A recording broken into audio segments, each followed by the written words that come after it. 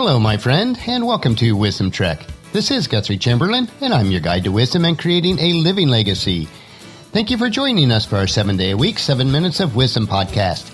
This is day 263 of our trek, and yesterday, on our path of learning, we focused on what we can learn from children. Today, we will look at the sky and discover 7 principles that make eagles such amazing creatures. If you do miss any of our Wisdom Trek episodes, please go to wisdom-trek.com to listen to them and to read the daily journal. We are recording our podcast from our studios at Home 2 in Charlotte, North Carolina. I have to tell you that this week's workload has been over-the-top busy with a lot of extra technical support work, financial work, preparing of taxes, and editing of the Wisdom Trek journals and your life plan blueprint. It is an exciting time, but certainly taxing trying to get everything in.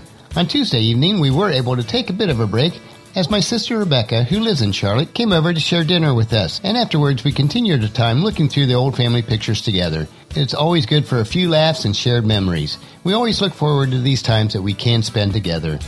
And now it's time to head back on our trail for today, as we will be looking for eagles, and then share what makes them such exceptional creatures. For all of my adult life, I've been a collector of eagle pictures and mountings. I especially love the bald eagle. They are so majestic, and it does tie into one of my favorite Bible passages, which is Isaiah chapter 40, verses 28 through 31. And it goes like this: Have you never heard? Have you never understood? The Lord is the everlasting God, the creator of all the earth. He never grows weak or weary. No one can measure the depths of his understanding. He gives power to the weak and strength to the powerless. Even youth will become weak and tired, and young men will fall in exhaustion. But those who trust in the Lord will find new strength. They will soar high on wings like eagles. They will run and not grow weary. They will walk and not faint. So with this passage in mind, let's look at the 7 amazing principles of eagles. The eagle is the national bird of the United States, and eagles were also symbols to almost all the conquerors, whether it was Caesar in the Roman Empire or Hitler during the German occupation. The reason why these leaders chose the eagle was the inspiration of the 7 amazing principles of the eagle that we'll discuss today. And the first principle is that eagles fly alone at high altitudes. They are not like the sparrow, or they don't mix with other smaller birds like the geese. Usually birds of a feather flock together, but no other birds fly to the height like an eagle. Even with eagles, other than their lifetime mate, it is rare to see them flock together for any purpose. Eagles will fly with other eagles, but never in a flock. Even when Moses went to commune with God on the mountain, he left the crowd in the foothills. So stay away from sparrows and ravens. Eagles fly with eagles. The second principle of eagle is that eagles have powerful vision. Eagles can focus up to 3 miles in the air. When an eagle sights its prey, even if it's just a small rodent in the distance, he narrows his focus on it and sets out to get it. No matter what the obstacles, the eagles will not move his focus from the prey until he grabs it. So I encourage you, if you have vision and remain focused, no matter what the obstacles are, you will succeed. The third principle of the eagle is that eagles do not eat dead things. Eagles will always feed on fresh prey. They do not indulge with that which is rotten or spoiled. Vultures may eat dead animals, but certainly not eagles. So steer clear of outdated and old information. Always study well. Always remain fresh in your knowledge. And don't allow rotten attitudes, mindset, or people pollute your life. The fourth principle of the eagle is the eagle is the only birds that love the storm. You see, when the clouds gather, the eagles get excited. The eagles use the winds of the storms to rise as it pushes them higher.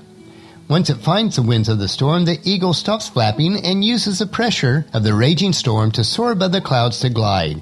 This gives the eagles an opportunity to rest its wings. In the meantime, all the other birds hide in the leaves and branches of the tree.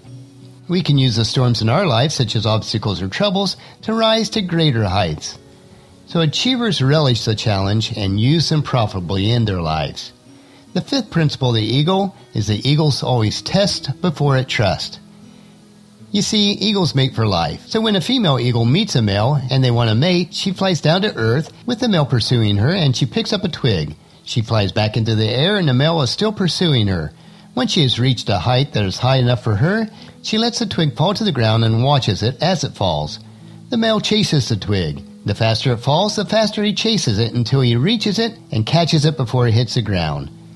Then he brings it back to the female eagle. The female eagle grabs the twig from him and flies to a much higher altitude, pursued by the male until she perceives it is high enough, and then she will drop the twig again for the male to chase.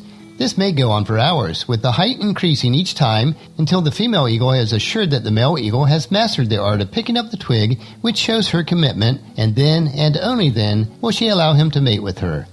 So whether in a private life or in business, one should test the commitment of people intended for any type of partnership. The sixth principle of the eagle is prepared for training. When the female eagle is about to lay her eggs, the female and the male eagle together identify a place high on the cliff or a tree where no predators can reach them. The male eagle flies to earth and at first picks up thorns and lays them as a foundation for the nest on the crevice of the cliff.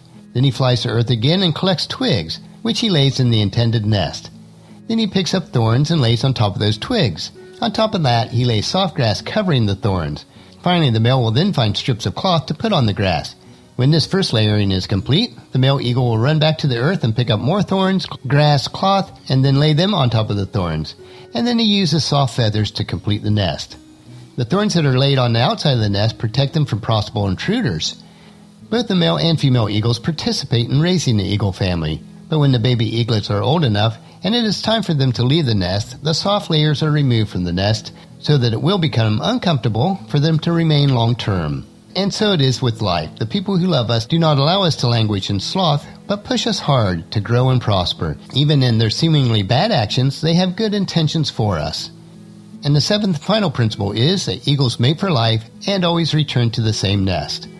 Once a suitable mate is chosen, eagles will generally mate for life. If one of the eagles dies, the surviving mate will choose another mate that is suitable.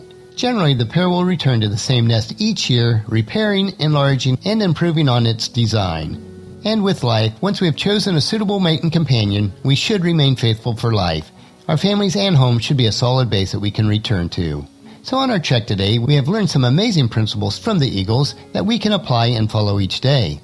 So whenever you see an eagle in the future, remember these 7 principles. Tomorrow on our trek, we will explore how to create strong personal leadership. So encourage your family and friends to join us and then come along with us tomorrow for another day of Wisdom Trek, Creating a Legacy. That will finish our podcast for today. As you enjoy these daily doses of wisdom, I do encourage you to help us promote Wisdom Trek in the following 4 ways. First, leave us feedback about the podcast at wisdom-trek.com so that we can continually improve. Second, on your smartphone, subscribe to iTunes, Google Play, Spreaker, SoundCloud, or Stitcher so that the podcast can be downloaded to you automatically each day. Third, on your computer or if you have an iPhone or iPad, leave us a rating and review on iTunes. This will help to get the word out about Wisdom Trek so that others will join us. And fourth, most importantly, please share Wisdom Trek with your family and friends through email, Facebook, Twitter, or in person as you meet with them and invite them to come along with us. The journal for today's trek can be found at wisdom-trek.com. Thank you so much for allowing me to be your guide, your mentor, but most importantly, you are my friend, as I serve you through the Wisdom Trek podcast and journal each day. As we take this trek together, let us always live abundantly, love unconditionally, listen intentionally, learn continuously, lend to others generously, lead with integrity, and then leave a living legacy each day. This is Guthrie Chamberlain, reminding you to keep moving forward, enjoy your journey, and then create a great day every day. See you tomorrow.